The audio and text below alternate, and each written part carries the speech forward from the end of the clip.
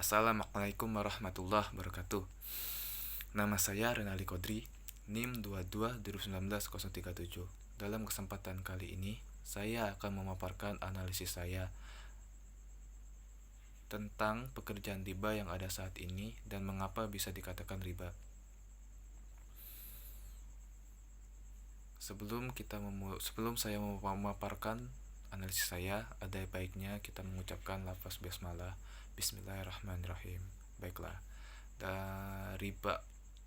Arti riba itu sendiri menurut bahasa berarti zidayah atau tambahan, tahu nama atau berkembang. Menurut Yusuf Al-Qaradawi, setiap pinjaman yang mensyaratkan tambahan di dalamnya adalah riba. Baiklah, dalam kesempatan kali ini bank-bank yang ada di Indonesia biasanya mensyaratkan riba di dalamnya. Seperti contohnya pihak bank biasanya meminjamkan uang kepada nasabahnya dan menuntut pengembaliannya lebih dari apa yang dipinjamkan, dan itu biasanya disebut dengan bunga.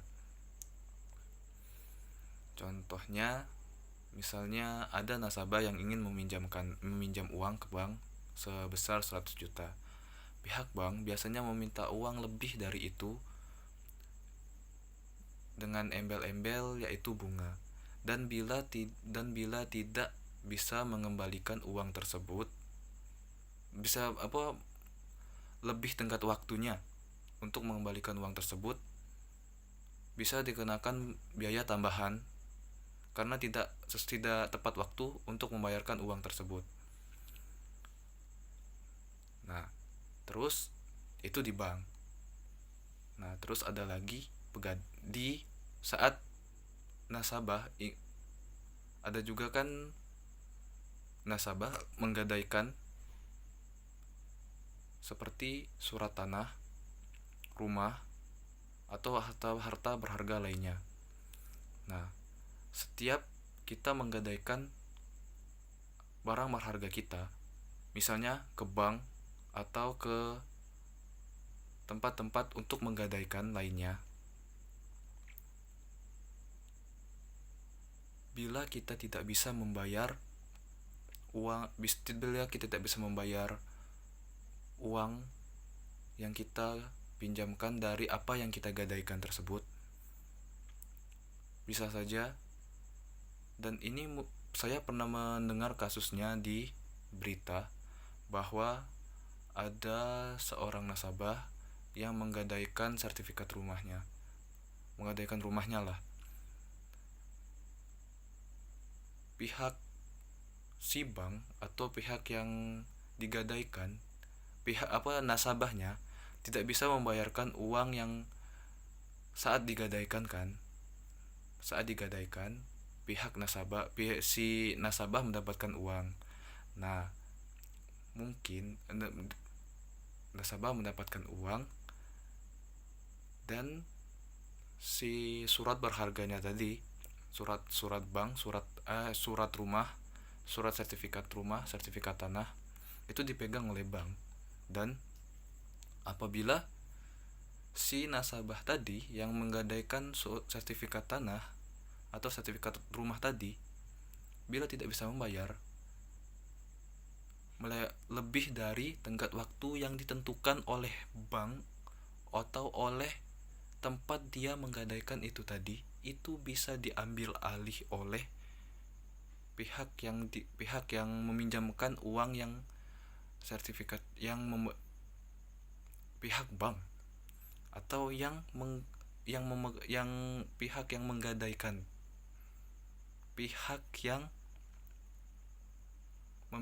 pihak yang memegang atau menggadaikan. Susah bahasanya karena ini menyebutkan salah satu perusahaan BUMN. Jadi saya pernah mendengar kasus yaitu bank atau ya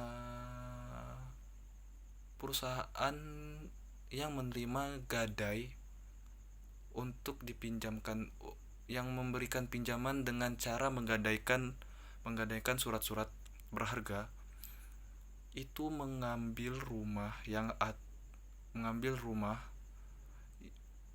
lalu dijualkan kembali. Rumah yang aturan harganya 1 miliar dijual dengan cara dilelang dan laku dengan harga 300 juta saja. Tidak sesuai tidak sesuai dengan harga rumah itu sendiri. Jadi menurut saya ya tidak adil gitu, dan memakan dan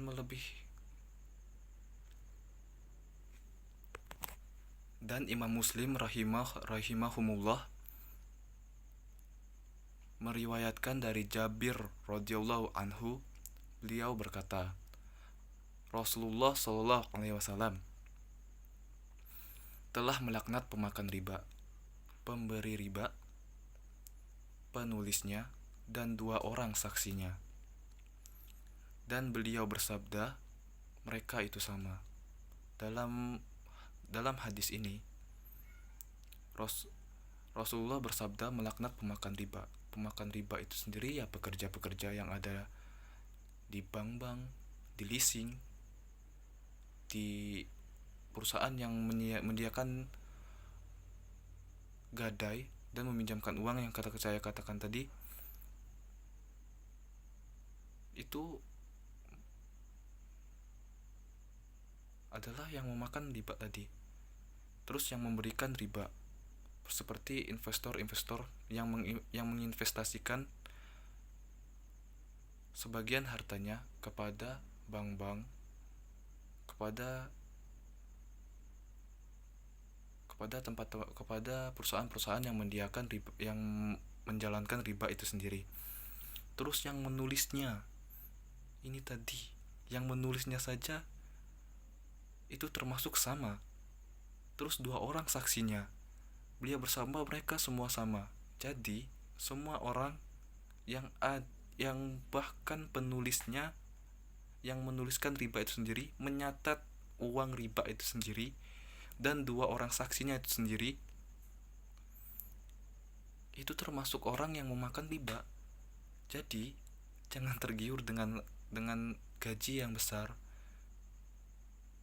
di bank karena ya riba itu tadi, dan jangan tergiur meminjam uang di bank karena itu bakal ujung-ujungnya ya bakal kita ruginya, karena ya pihak bank akan meminta lebih. Yang mereka sebut itu adalah bunga, padahal ya itu tidak masuk akal, malah merugikan yang ingin meminjam. Dan biasanya juga di Indonesia itu ada leasing atau tempat penjualan motor yang menyediakan kredit. Nah, saat misalnya ada seorang bapak yang ingin membeli motor. Nah, jika dia ingin mengkredit, biasanya ada duit depan atau DP. Tidak besar, biasanya 2 juta atau 3 juta. Dan misalnya di kredit itu motor tadi bisa lebih mahal dari harga cash. Dan ini tidak diomongkan tidak dikasih tahu saat membelinya tadi. Pokoknya DP per bulannya berapa dan berapa bulan. Nah, ini merugikan juga. Ya intinya riba itu merugikan. Ya jadi jangan riba. Dan banyak lagi pekerjaan-pekerjaan yang ada di Indonesia ini dan ada lagi pekerjaan-pekerjaan yang ada di Indonesia ini yang menjalankan riba. Tapi yang populer tadi tentang pekerjaan yang menyediakan gadai untuk mendapatkan pinjaman dan mengharuskan nasabah tadi membayar, dan kalau tidak membayar ya itu tidak, dan bila tidak membayar ya tidak akan mendapatkan, malah akan diambil yang kita gadaikan tadi. Dan bank seperti itu pula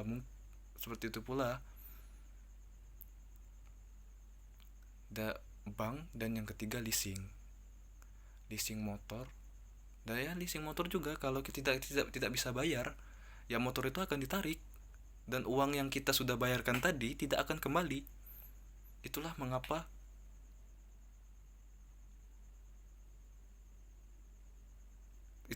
yang itu tadi riba. Dari hadis tadi dari Imam Muslim rahimahumullah, riwayatkan dari Jabir radhiyallahu anhu tadi, bahwa ya pemakan riba, pemberi riba, penulisnya, dan 2 orang saksinya saja itu kan jadi semuanya ikut kena riba. Jadi walaupun sebesar apapun gaji kalian di bank, ya uang riba. Memang ada bank-bank yang tidak menjalankan riba, terutama ada bank di Arab. Di sana ada salah satu bank yang tidak menjalankan riba dan mereka berkembang. Itu, dan saya masih bingung kenapa di Indonesia tidak berani menjalankan itu. Apakah ini salah dari pihak sentralnya atau gimana? Saya tidak tahu. Terima kasih. Dan satu lagi, Allah berfirman dalam Quran surat Ali Imran ayat 130, wahai orang-orang yang beriman, janganlah kalian memakan harta riba dengan melipat ganda,